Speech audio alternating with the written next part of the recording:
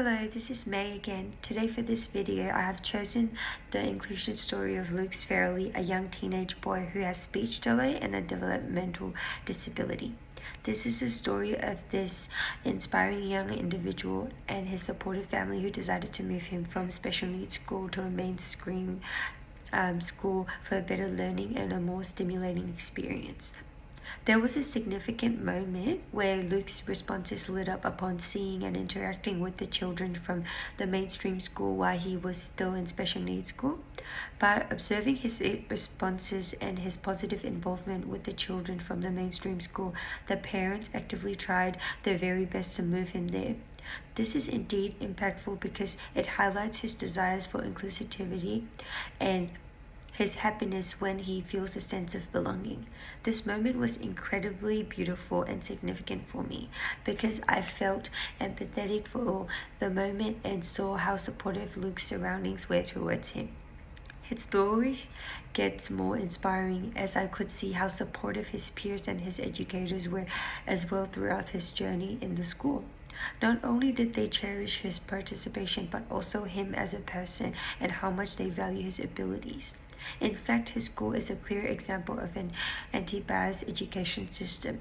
This environment should embrace and accept all children from different backgrounds and multiple perspectives.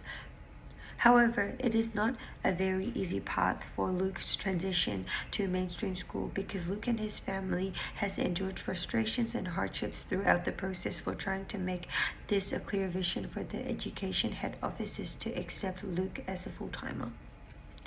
This shows that strength and support of families and surroundings are very essential towards one's inclusivity from a perspective of living with the differences and learning and accepting and allowing them to flourish through their journey.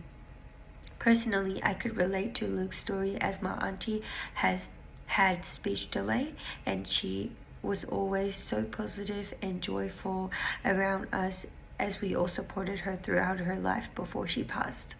She even went to school, but she did not feel comfortable in the classrooms back in Burma, so my grandmother homeschooled her.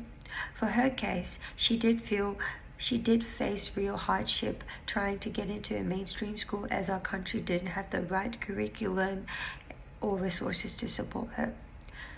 These sorts of cases are when education providers need to be aware of inclusive learning systems and trying to pave ways for children who are special.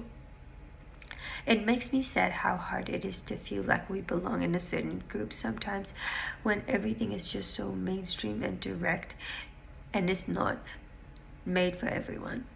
This story, especially for me, emphasizes the effects of inclusivity towards children with disabilities and how much they learn and grow from support of their peers and families. As an early childhood educator, implementing inclusion for children with health disabilities is a critical component for providing a supportive and nurturing environment for all children.